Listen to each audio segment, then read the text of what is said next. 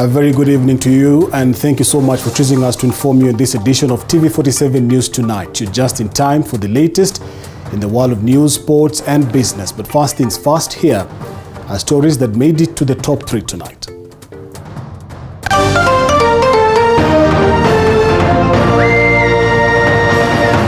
Ahead on TV47 News Tonight.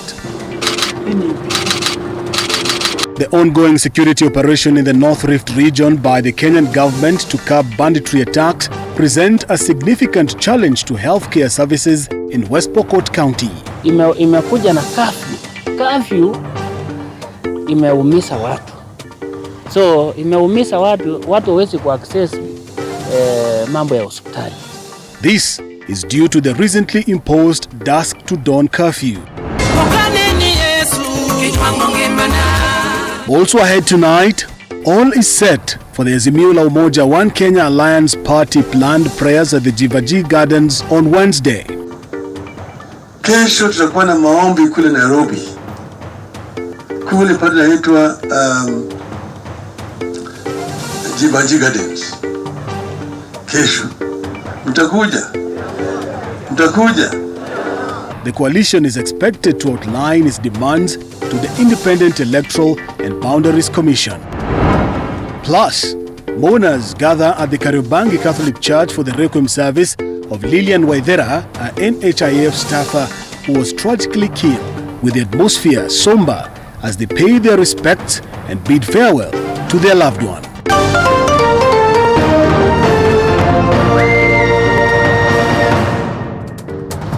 A very good evening to you and welcome aboard. My name is Kenneth Kazungu. Catherine Simaloi will be handling the sign language interpretation.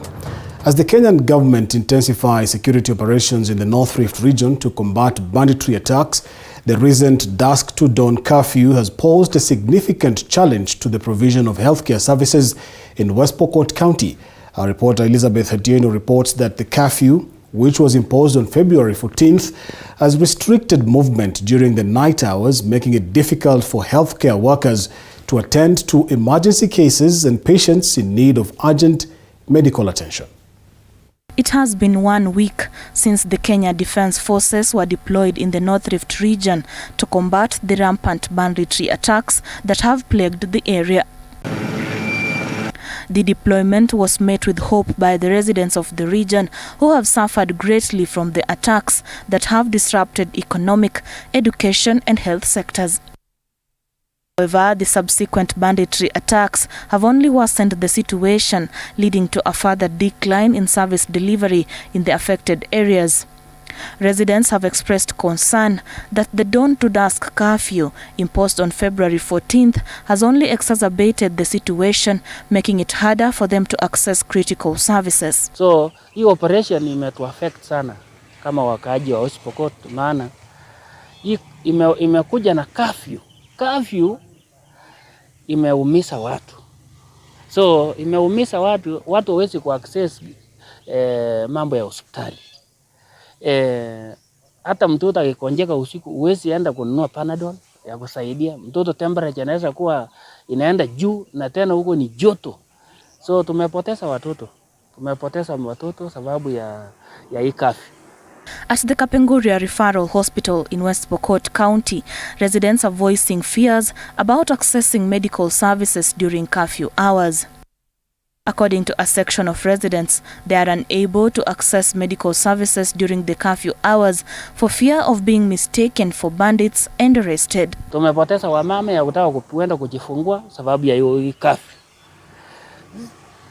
Hata sasa ukishachelewa kwenda kununua hata chakula soko, ukichelewa kabla ile saa, so unalala njaa. The affected residents now want the government to reconsider those in urgent medical need while imposing the curfew. The police officers, especially wale commanders ya hiyo operation, talk to your officers. Wakipata mtu usiku wako anatembea anaenda kutafuta dawa, asikuwe mistake ni bandit, ataumia. Pili, mimi niseme hata wale KDF wako pale. We know you people work under command. Tafadhali, don't mistake people wakipatikana wanaenda kutafuta matibabu. Kwa sababu huko dispensaries kwanza iko kilometers. Sio kama hapa Kapenguria town pale dispensary na pharmacies na chemistry iko karibu. The government, through the Ministry of Interior, imposed a curfew which was enforced on February 14th and has since had an impact on the delivery of essential services, including healthcare and education. Be humane. Musivictimize watu. Go for the bandits, but spare the law-abiding citizen. Watu wanaweza kuwa nakimbizana na maisha yao. Don't mistake our people. Nyinyi mwingie msituni. Na bandits, hakuna bandit matapatikana kwa barabara. Hakuna bandit atapatikana kienda hata kwa senda. Bandit ako kwa forest. Sitaka tuume KDF. Musikuwa kwa mabarabara na roadblocks. Mwingie kwa forest. As part of the curfew measures, the government banned all public gatherings, processions or movements, either alone or as a group, during the curfew period, except with written permission from the Inspector General of Police. With hundreds of civilians losing their lives and more than 16 police officers killed in just 6 months, the government imposed the 30-day dusk to dawn curfew in 6 counties that have been most affected by the attacks. The affected counties include Turkana, West Pokot, Baringo, Elgeyo Marakwet, Laikipia, and Samburu. Well, that goes on. Leaders from the Pokot community are now crying foul that the community is being wrongfully targeted with a myriad of false allegations. Led by Pokot South Member of Parliament David Kosing, the leaders want the ongoing operation in the disturbed areas of Rift Valley to benefit the residents rather than harm them. Collins Lusweti with more details on that story.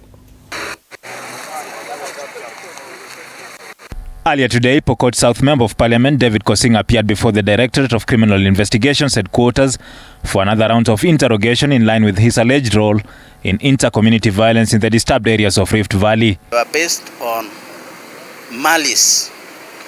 Malice that if a Pokot owns anything, he should not own at all.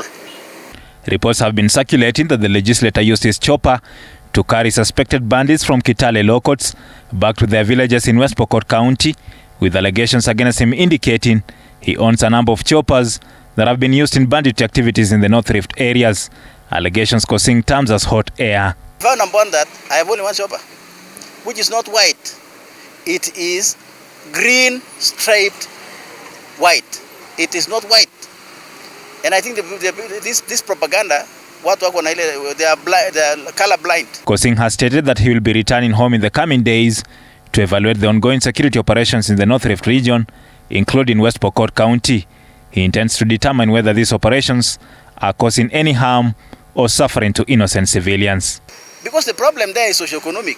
Kibaki brought army, and then the army ended up building roads, they build bridges, they build hospitals, they even drill water for our people in West Pokot. Maybe this government, the Kenya Kwanza government, maybe it will be like the one for Kibaki. So we are not going to talk about it now until when we see it on the ground. I'm going to my constituency, I'm going to my county. Kachaliba Member of Parliament Titus Lote has expressed his frustration regarding what he perceives as the unfair targeting of the Pokot community with false allegations, particularly concerning banditry activities in the country. He has called for a calm and rational approach to the matter. Bodies think about West Pokot. Why? Because the Pokots are the only ones that are considered to be bad. But if I ask you a question today, who killed the people in Isiolo yesterday evening? Who killed the 2 soldiers in Turkana County yesterday night? Is it the Pokots? Nobody will want to say it's somebody else. And I think soon Pokots will be accused of causing deaths in Tana River or even in Lamu. Pokot South Member of Parliament David Kosing says he will come back here as many times as possible just to demonstrate that he has no role to play in the inter-community violence and banditry attacks in the North Rift region. Collins Lusweti, TV47, Nairobi. Collins, thank you so much for that. Let us now look at the legality surrounding that military operation, or lack of it, therefore, and the joint operation mounted by the National Police Service and the Kenya Defence Forces to combat banditry in the North Rift region has entered its 5th day. Now, this comes as the 3-day ultimatum given by the Law Society of Kenya to repeal a gazette notice ordering the deployment of the military to the affected zones described as being disturbed has elapsed. In an interview with Moige William, the Law Society maintains that it will move to court over the curfew orders and the decision to deploy soldiers to the identified parts of the Rift Valley without parliamentary approval, which they argue is a breach of the Constitution. Enye sisi tunahitaji, my president, ni operation ya direct ipate kuendelea, watoto waende shule, turudi kwa mashamba, tuende soko, tufungue hata kazi yetu. Sisi tulifunga kazi yetu, kama sisi wa mama tuliadhirika ya kutosha. Lakini sidhani kama mtu mwenye anasafiri, anampeleka mtoto hospitali, anampeleka mtoto shule, anaenda kwa biashara zake, huyo ndio anamaanisha ni bandit. Sidhani kama ni hivyo. For 5 days now, the Kenya Defence Forces and the National Police Service have set camp in 6 counties in the North Rift region of the country. Turkana, Elgeyo Marakwet, Samburu, Baringo, West Pokot and Laikipia, described by the Ministry of Interior as disturbed and dangerous, a move that some quarters are in disagreement with over constitutional breaches. The Law Society of Kenya is among those raising eyebrows over the decision by the government to include the army in the operation to flush out bandits from the highlighted areas. Acknowledging that it was the responsibility of the state to ensure the security of Kenyans, LSK has questioned KDF's involvement in the matter, saying that the government has employed extra constitutional means. The society's president, Eric Theuri, states that the deployment of KDF to assist the police in the affected areas should be legalized as prescribed under Article 241(3)(b) and (c) of the Constitution, observing that the affected areas are neither an emergency nor a disaster as described by Interior Cabinet Secretary Kithure Kindiki, who defended the Ministry of Interior, saying there was no need of parliamentary approval since the soldiers will be there to assist an operation which is police-led. If the minister of who is in charge of security can wake up and deploy the military to go and conduct extra constitutional functions, are you safe? It means that tomorrow the minister can direct the security forces to come and do something in your office or in your house or at your workplace, which is unconstitutional. Further, Theuri cautioned that the attempt to restore peace using military could expose the men and women in uniform serving in the security sector to risk of personal culpability for actions not sanctioned by the Constitution, adding the Kenya Defence Forces Act 2012 dictates that pursuant to Article 241, the Chief of the Defence Forces shall be responsible for the administration, control and overall superintendence of the operation. We need to regularize that operation for the sake of these valiant Kenyan men and women who serve in the defense forces, who serve in the police unit, so that they are not engaging in unconstitutional exercises that does not give them the protection that the law envisages they will enjoy when they are carrying out their functions. Even as LSK prepares to argue its case in court of law, the matter has already divided legislators, with majority of leaders drawn from the North Rift region supporting the soldiers who hit the ground running to restore stability in the area, which for decades has been rocked by crime. Jangili hana kabila. Tunataka hawa majangili wote warudishe kwenye mkono wa serikali. Na ukiwa na bunduki ya haramu, rudishe kwa serikali mara moja. We are not bandits. Hii kitu inataka bandits. Hata walete KDF, walete flying squad, walete nini, bora itake nani? For the good of our country, the action taken is a good one. And even the parliament, ipso facto, that is after the fact, is actually going to approve what has been done. If you look at the constitution carefully, only the president can deploy, because he deploys in his capacity as commander-in-chief of the armed forces, not any cabinet secretary. After decades of massive life and property loss under the gun-toting bandits, the KDF troops could give a glimpse of hope to residents by saving them from the brazen raiders who have even failed General Service Unit GSU officers in the past. Similar exercises in the past have left a trail of destruction, lifelong injuries and destruction of property, and now the locals want the exercise to be humane by only targeting the bandits. Moige William, TV47. Also, Deputy President Rigathi Gachagua has come under intense criticism following his recent comments that the Kenya Kwanza government would reward its staunch supporters and give the least consideration to members of the opposition. Now, these remarks have sparked a backlash from various quarters, with many condemning them as contrary to the Constitution, which guarantees social and economic rights to every Kenyan, regardless of their political affiliation.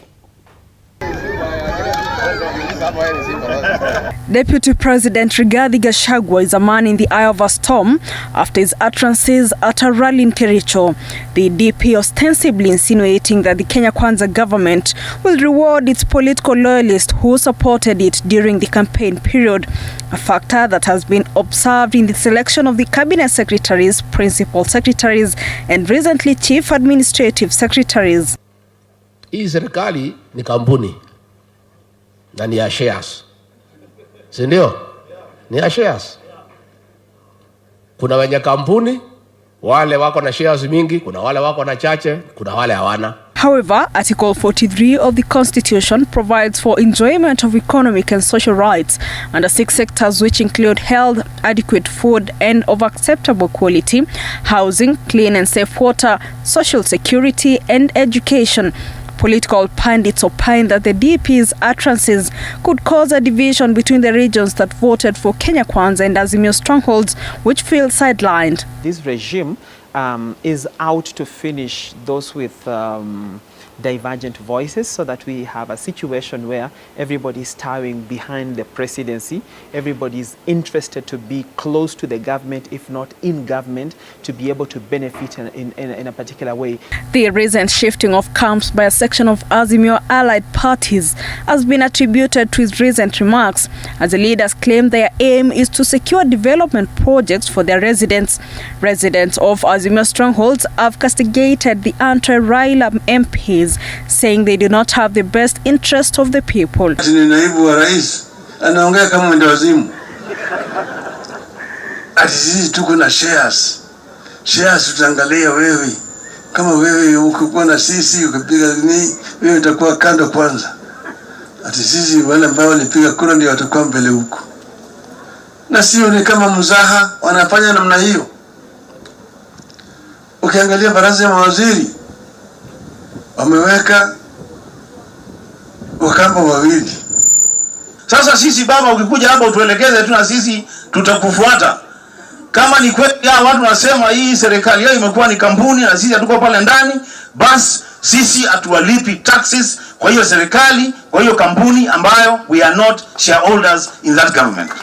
Hatutakubali watu wachache wafanye Kenya hii iwe kama a private enterprise ambayo itaangalia wachache wafurahie kuwa wa Kenya na wengi wavumilie kuwa wa Kenya. We say no. There is no money for development or any resources of development that is found in State House, because the money that is for development belongs to the people of Kenya. CDF ni pesa ya development na pesa ya county ni ya development. Hiyo development wanaenda kufanya huko, kutafuta huko ni ya mfuko ama ni ya tumbo. Since the inauguration of the president and his deputy, Gachagua has found himself on the wrong side of the opposition due to his selective remarks on the people who are not pro-government. The president becomes president of all the citizens. It doesn't matter what side you voted and what side you didn't vote. The Constitution mandates the presidency to champion for unity among all Kenyans, despite their political affiliations or backgrounds. Florally Mukit, TV 47. Elsewhere, police in Kisii County have rescued a 43-year-old man from an angry mob that was baying for his blood for allegedly defiling his 3 daughters aged between 14 and 20 years. The man from Jogoo village in Kisii County is accused of defiling his 3 daughters before and after the death of their mother. Here now is Andrin Kilemi with more details on that story. At Kisii Central Police Station, police officers rescued a 43-year-old man from an angry mob that was accusing him of defiling his 3 daughters, aged between 14 and 20 years. Police took him into custody for his own safety. Huyu mzee amefanya hii jambo, tunataka achukuliwe hatua ya kufanya hata mtu yoyote akiwa mahali apate kujua ya kwamba kuna wazazi wanayetegemea watoto wao katika nyakati za huzuni. His eldest daughter Nyaboke, not her real name, narrates how their father had been defiling them before and even after their mother's death, with the latest victim being the youngest daughter. Ilianzanga nikiwa class 5 wakati dadangu mwenye ananifuata huyu mwenye ako shuleni alikuwa ameungua, alipeleka hospitali, mamangu hakuwa nyumbani. Nikabaki peke yangu kwa nyumba na babangu. Sasa hiyo wakati ndiye alikuja akanitisha na kisu, akafanikiwa kulala na mimi. Benye mamangu alitoka hospitali nilimueleza kila kitu. Kisii women leaders and residents have condemned the heinous act, further calling on the government to take serious action against the perpetrator. As women, we are very much annoyed. This gender-based violence, we need to end it in Kisii County. Sasa mimi nataka serikali tusaidie kama tunatoka kwa hiyo boma, kwa sababu saa hizi sisi ndio tumemfunga jela. Kama mama yangu peke yake alikuwa akimfunga, anaambiwa asirudi kwa hiyo boma, atafute pale anaenda kuishi. Sisi tukirudi kwa hiyo boma tutafanywa nini? Si hata inawezekana tuchomwe ndani ya nyumba. The 43-year-old man will now remain in custody as the 3 young girls await justice. Andrin Kilemi, TV 47. Back to some politics now, and tonight, Azimio coalition leader Raila Odinga says the stage is set for Wednesday's prayer rally at Nairobi's Jivanjee Gardens, urging his supporters to turn up in their numbers. The prayer meeting and agitation by the opposition to force President William Ruto to the dialogue table on the reconstitution of the Independent Electoral and Boundaries Commission is the first stage by the opposition for Ruto to withdraw the selection panel and replicate it with a parliamentary group similar to the IPPG model of 1997. Here now is Apollo Kamau with more. Azimio's quest to have President William Ruto sit at the dialogue table on the reconstitution of the new polls team kicks off on Wednesday at the Jivanjee Gardens, where the opposition will hold a prayer meeting to pray for IEBC and other national challenges facing the nation.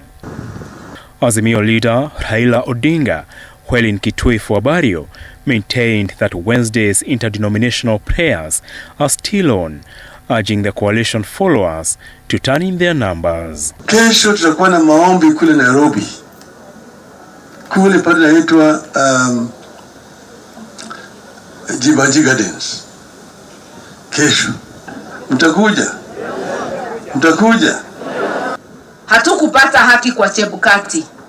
Haturudi kwao tena, tuko kwa wananchi, tuko mikononi mwenu, na haki tunatafuta si yetu kibinafsi, haki ni yenu. I have the great honor. Odinga's allies have also allayed fears of hooliganism and looting in the Central Business District, where the coalition anticipates a dozen of their supporters. Tunatarajia pale Jivanjee tutakuwa na watu ya zaidi ya 500,000. Na tunataka watu watumishe amani,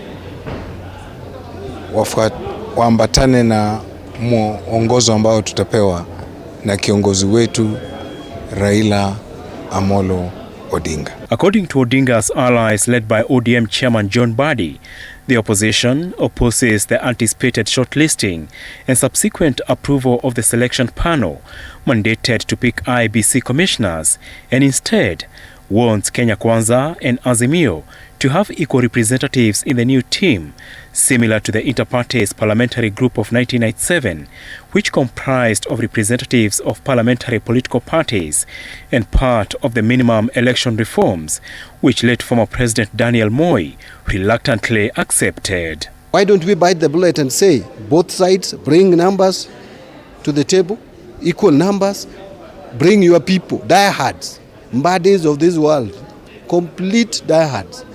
We bring, Ruto brings, then we can decide to ask for Commonwealth to get us a chair. You remember there was a time we had IPPG. Yeah? Maybe that is the way to go, so that each party participates in the appointment of IEBC. Because if IEBC is appointed by Kenya Kwanza alone, then that is the beginning of ringing elections for 2027. This amid questions on what will happen to the current process of filling the selection panel, awaiting approval by Parliament, and whether Kenya Kwanza as a majority party in the two houses will accept Azimio's demands. Wednesday's agitation for the reconstitution of an acceptable IEBC marks the beginning of Azimio's quest to force President William Ruto to the dialogue table. Apul Kamau, TV47 at Parliament Buildings. Elsewhere, and members of the National Assembly have taken issues with the manner in which the competency-based curriculum is being implemented in the country, many criticizing the enrollment of learners to junior secondary, even as reports indicate that a section of parents are registering their grade 7 learners to sit for KCPE. Here now is Sylvia Nyongesa with more details on that story. A motion that was proposed by Homa Bay Town MP Peter Kaluma about the confusion surrounding the implementation of the competency-based curriculum elicited mixed reactions in Parliament today. I would have recommended, Honorable Speaker, that we have a serious relook as government. For the first time, we have something affecting the education sector, a matter over which Parliament, as the House of Representatives, have not properly deliberated in terms of policy and in terms of even the framework that is governing. If it were upon me, this thing would have been stopped and we have a review. A section of legislators expressing displeasure with how the curriculum is being implemented across the country. Madam Speaker, we must admit that there is a crisis in our country about the education sector. That we must admit because it is really on the ground, it is happening. Madam Speaker, whether it is by default or design, this was a setup, this was a hub for somebody to make money in the previous administration. And there is need for us to review that. Among the issues that the MP mentioned as basis for his call for a review of the newly introduced curriculum include shortage of facilities, availability and suitability of teachers that teach the 12 subjects offered in junior secondary, even as he alleged that all stakeholders were not properly consulted before the uptake of the CBC. We must become the leaders that have been elected honorably to stand in the gap and save a generation. How many children are at home right now because they cannot afford uniform for JSS? How many children are at home right now because they cannot afford a desk? Madam Speaker, shockingly, these are the same children, runners who are in primary school.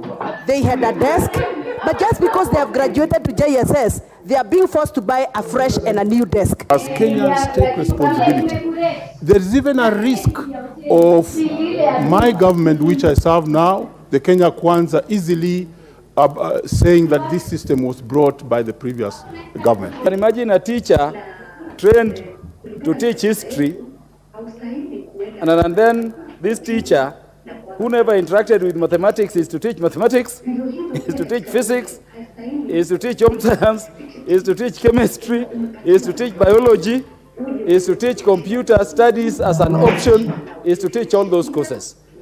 We have a situation where because of that, parents don't have clarity about where this CBC program is ended. Legislators also accused the Presidential Working Party on education reforms of overlooking key issues while giving their interim recommendations to the President and the Cabinet Secretary for Education on December 1st, 2022. This comes even as the group is still finalizing on its findings to be presented to the President in April this year. In its second interim report last week, the task force proposed an increment in university fees and increasing the enrollment of students in teachers training colleges. Sylvia Nyongesa, TV47, Nairobi. Moving on, the Milimani Magistrates Court has rejected a request by the Directorate of Criminal Investigations to dismiss a miscellaneous application seeking to detain rally driver Maxine Wahome until the investigations into the serious injury and subsequent death of fellow rally driver Azad Khan is completed. Senior Principal Magistrate Bernard Ochoi has ordered the Director of Public Prosecutions and the Investigations Officer to submit a report within 15 days on how to proceed with the case against rally driver Maxine Wahome. Ochoi has also stated that it would be an abuse of court if the miscellaneous application seeking to hold Wahome pending completion of the investigations into the death of Azad Khan was closed without any findings. Applied that the miscellaneous file be closed. The advocates appearing for the family of the deceased objected to the closure of this file at this stage unless and until the IO specifies what action will be taken against the accused, if any, or for the IO until the IO discloses the findings of its investigations. They also asked the court to keep the file alive pending the decision of the DPP. They sought to be supplied with the statements relied on during the investigations of the case by the IO. All right, at 9:30, we want to take a very short break right here on TV47 News Tonight. Plenty more on the other side, and you want to stick around for that.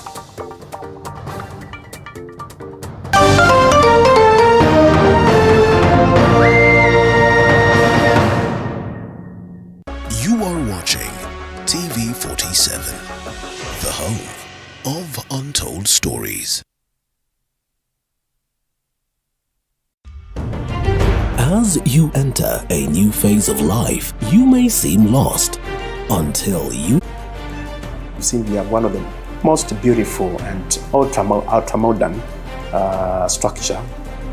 Join us at Mount Kenya University and Equip Africa Institute Malindi Odell Center to build your future. Intake in April for electronic learning and May for distance learning. Mount Kenya University. Unlocking infinite possibilities. Karibuni.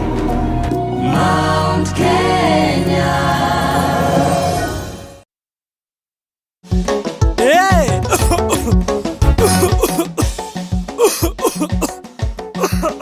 Kaluma King Herbal Lozenges zinazo nguvu maradufu kutuliza kikohozi, vidonda vya koo na mafua. Kaluma King ni shwari. Tika mama huyo muharifu kaiba kuku zangu, vifaranga wangu na mayai zote pia kabeba. Haya, tika mama huyo. Maumivu yakizidi, muone daktari.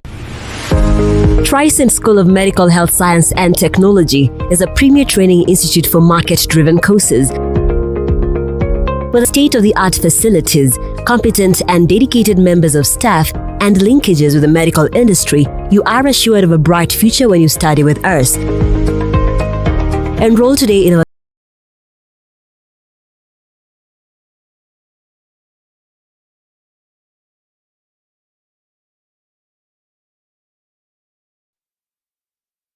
Watching TV47, the home of untold stories.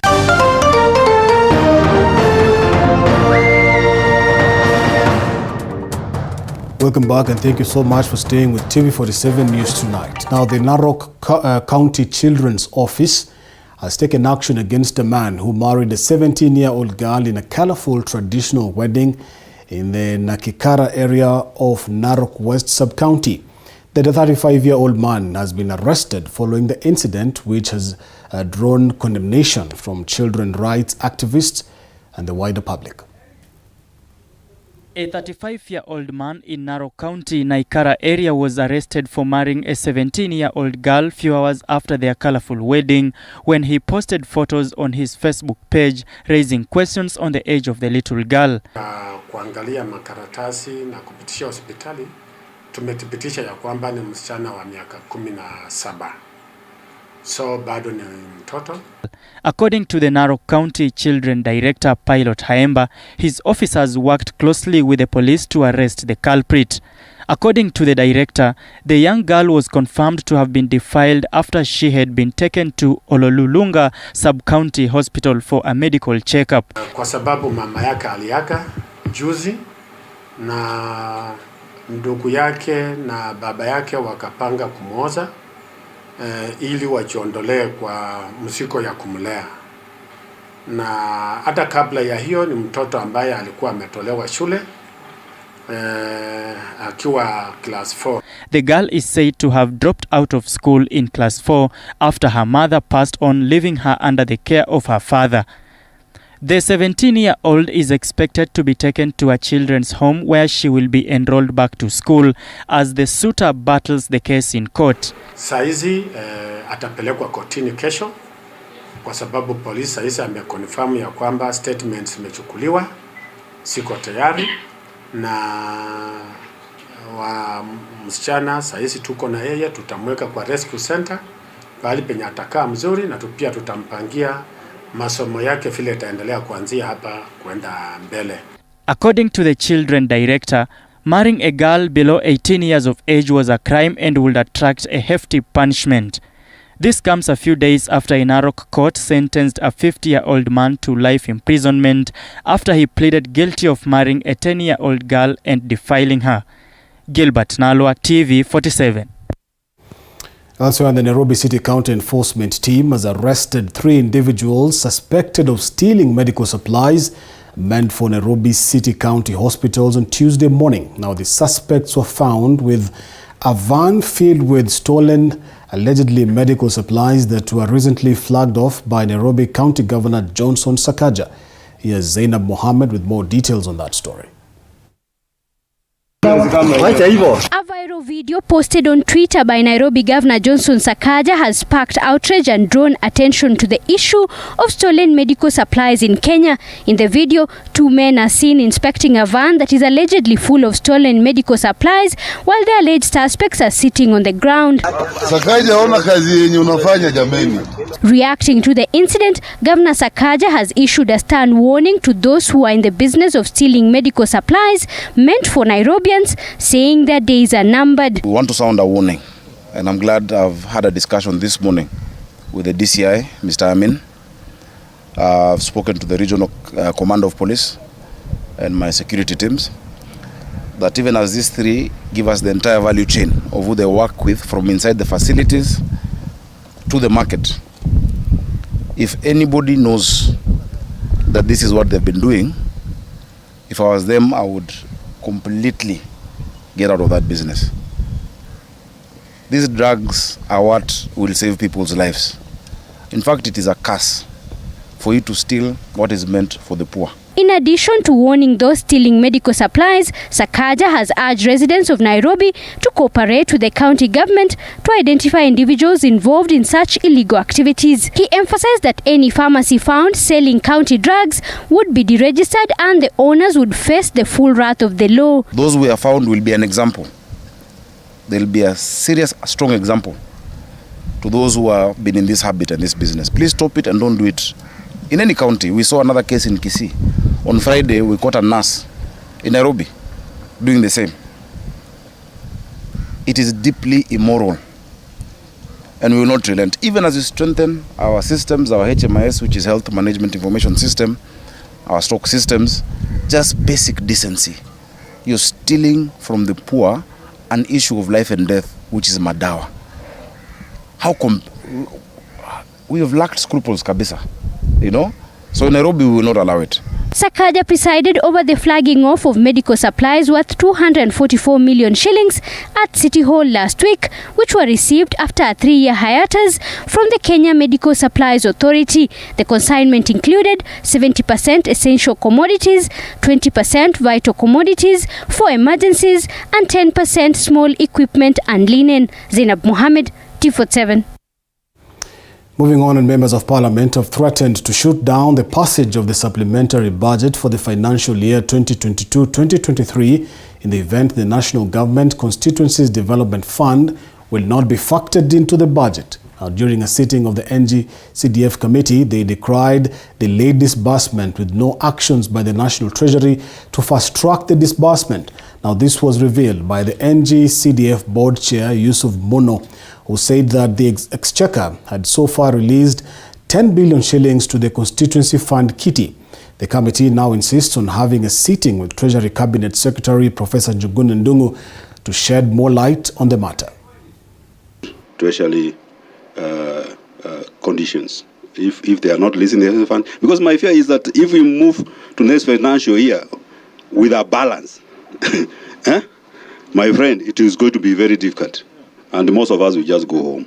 In place to ensure that the very board which exists as the top can be felt in the various constituencies. Are these people already identified? What are the strategies that you're going to use to ensure that they are identified for work? And is that going to be done through a consultation? And we are 4 months to the end of the financial year, and no single money has come to the constituencies for projects. So tell us, what is the implication of that? What are you trying? What is the government broke? What is the problem? Is it your problem, or is it the government or treasury? Chair, we've continuously engaged the National Treasury Chair every day. We do follow up with them, and they have informed us. They have assured us, Chair, that they are working on the disbursement. Chair, so we are optimistic that we're going to get the money. I think the Treasury is best placed to answer that question comprehensively, Chair. Elsewhere, and in the early hours of February 15th this year, Abel Kaunda was allegedly fatally stabbed by his girlfriend in the Migingo area of Githurai 45. According to reports, Abel was visited by the said girlfriend and subsequently confronted and attacked by her. This story was produced by Ronnie Reagan. We enter Abel's mom's home, where we are welcomed with a sober mood that has engulfed the homestead. Kijana wangu alikuwa anaitwa Abel Kaunda. Yeah. So kijana amekuwa tukiishi hapa. He only moved out about 2 months ago. But on that material day, alikuwa hapa. As the mourners try to come to terms with the reality that their loved one is no more, they have a lot to say about a son and a friend who had a promising life but ended shortly in the hands of a lady who is believed to be his girlfriend. Kijana hakuwa anakaa mbali, alikuwa anakaa hapa tu karibu. Nikienda, nikajaribu kupigia watoto wengine simu, haikuwa inaingia. Sasa nikawa nasikia kama niko na kauchungu tu. Kawaambia, mniambie kweli mtoto wangu ako aje. Wakaniambia hapana mama, mtoto ako sawa, tunataka utusaidie tuende na yeye hospitali. But what kind of a child was Abel exactly? He was known and recognized as a hard-working gentleman and uniquely disciplined young man who did not deserve such an end. Sasa nikaenda. Kufika karibu hapo, kuna mtu alikuwa na tochi, sijui ni tochi ya simu. Nikiona wamemulika, nikaona ni kama mtoto wangu amelala hapo. Nikienda kukimbia nione, nikaona mtoto wangu amekufa. From there, I don't know what happened. Abel's sister is depressed, weak, and when we ask her who Abel was to her, I am the sister, and well, I don't know what to say, but yeah, he was my best friend, and he was a soft person, and I just don't have much to say. I have lost my best friend, and I don't know how I'm going to live. Late Abel is now crying for justice for their son, who not only graduated from the Jomo Kenyatta University but also had applied for a passport so he could get opportunities abroad. Police in Githurai are investigating the matter to unravel the truth behind the murder. Efforts to try to reach family of the suspect failed, since none of our friends or even the family has come out to defend their daughter, who is still under police custody. Elsewhere, and a fire that started this afternoon has destroyed over 15 acres of tea leaves plantations in Menengai Farm, located in Limuru constituency, Kiambu County. Firefighters from that particular county government were called to the scene, but the efforts to put out the fire were impeded by strong winds and the ongoing drought, which caused the fire to spread quickly. The firefighters took a considerable amount of time to extinguish the fire completely. As a result of the fire, tea pluckers who rely on the plantation for their livelihoods have been severely affected, and they have expressed their concerns and lamented the damage caused by the fire. The workers at the Menengai farm suspect that the fire was caused by a smoker who dropped a piece of cigarette which ignited the fire and led to the destruction of the tea leaves plantation.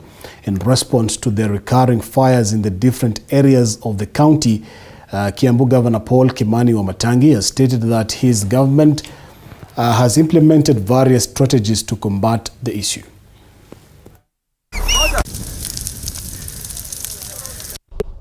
Nikashindwa hii moshi inatoka wapi. Ndio wenzangu walisema hapana, tuite manager akuja aone hii moshi imetoka wapi. Ndipo tuliona sasa moto ikakuja, upepo ikakuja mingi, ikaleta moto. Tukaanza kuona moto ikiwaka mkubwa sana. Nikawa na mshtuko, nikastuka, nikaanza kupiga nduru nikikimbia.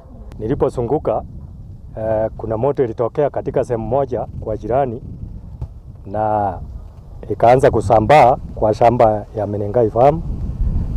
Chanzo ya hiyo moto tukafanya upelelezi, tukakuta kuna watu ambao walikuwa wanafuta sigara katika msituni huko, na ndio chanzo ya hiyo moto.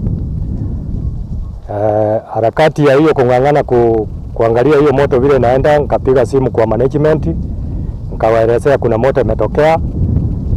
Basi na management hawakusubaa, wakachukua jukumu ya kuitana gari wasima moto kutoka Kiambu, wakakuja kwa haraka, tukaanza kusaidiana kusima moto. We have put ourselves ready to fight the fires.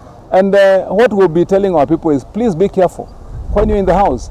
Be very careful as you're lighting fires around the house. If you are smoking, and I hope there's still not many smokers in Kiambu, but those that smoke, don't throw cigarettes out there in the bush, because that's what's been happening. You find somebody is just walking leisurely, smoking, and then throws a cigarette butt out there, and then the next thing is we are going to fight fire in Kefri. And if you're chomaring mahindi, don't choma mahindi and you're chomaring mahindi behind some congested wooden houses.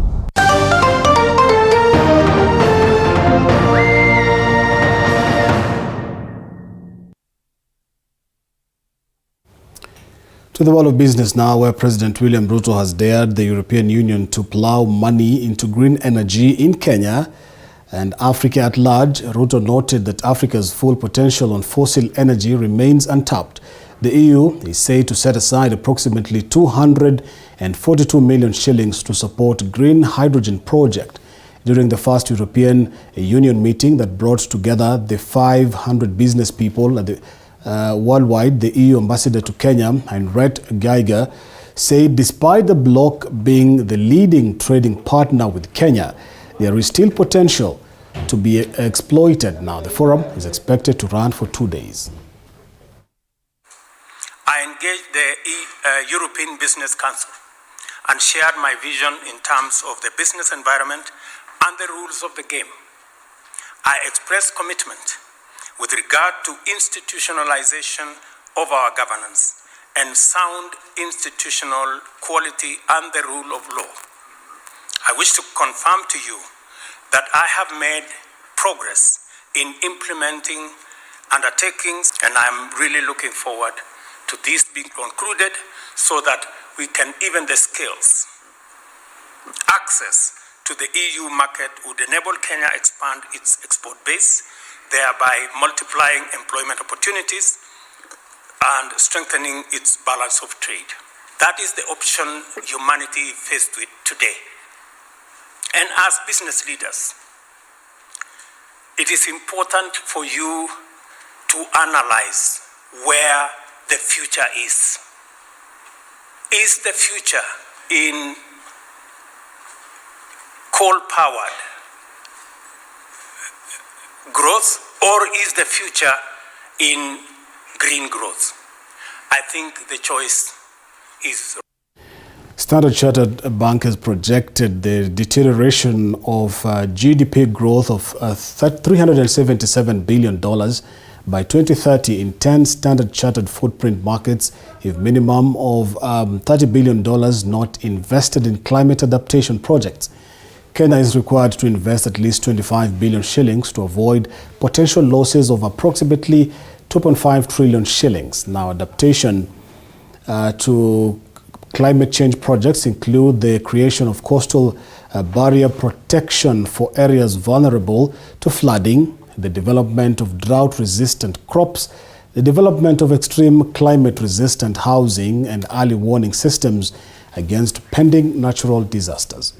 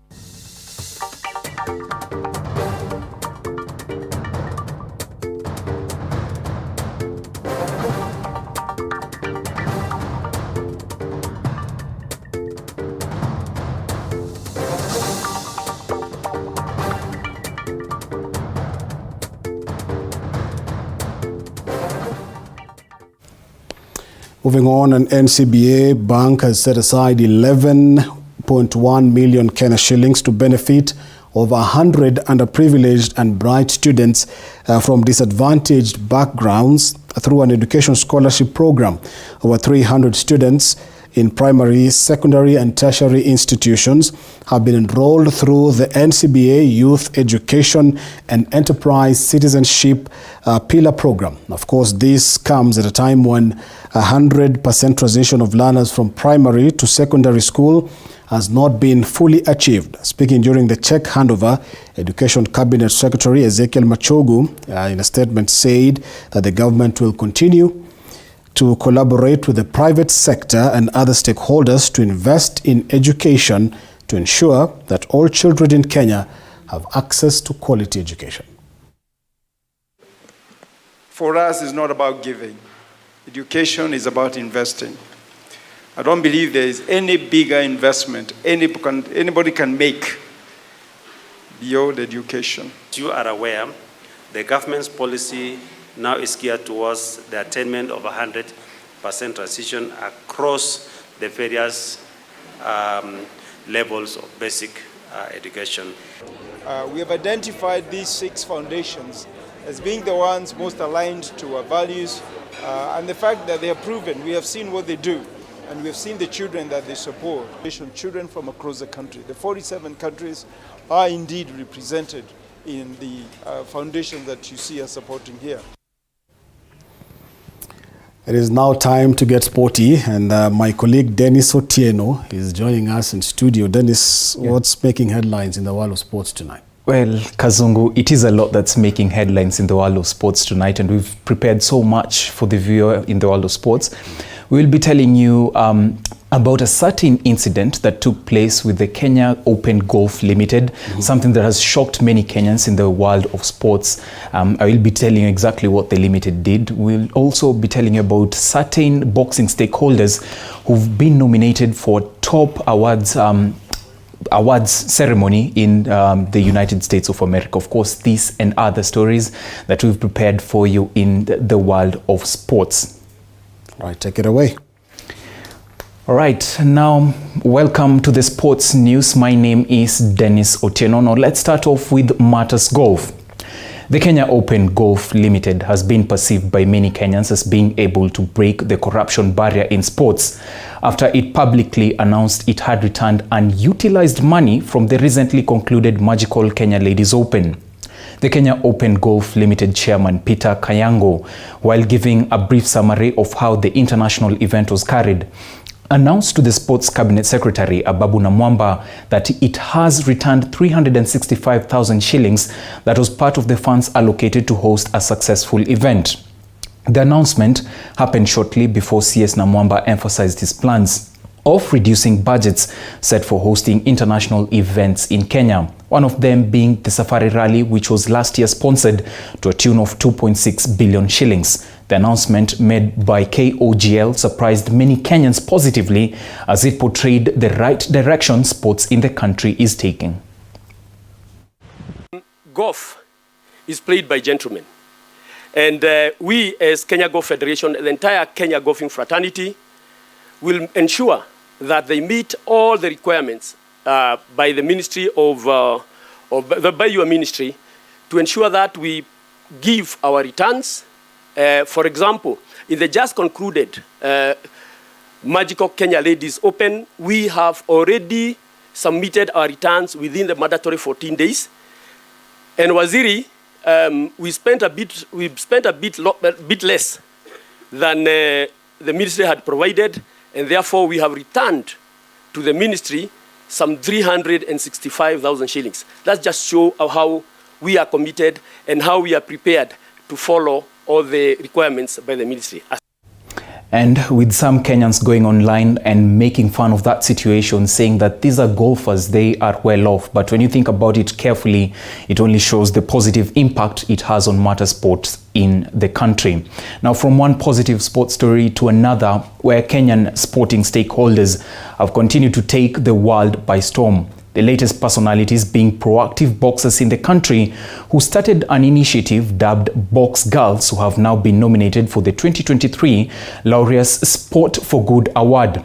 The stakeholders made it to the nomination list owing to their Good Deeds program of challenging stereotypes and empowering young women in Kenya to embrace boxing as a sport as a way of overcoming social injustices. The nomination was made Monday night when the final shortlist was unveiled, including global entities Team Up of the Netherlands, India's Slam Soccer, and South Africa Made for More program, among others. The Laureus Sport for Good Award celebrates social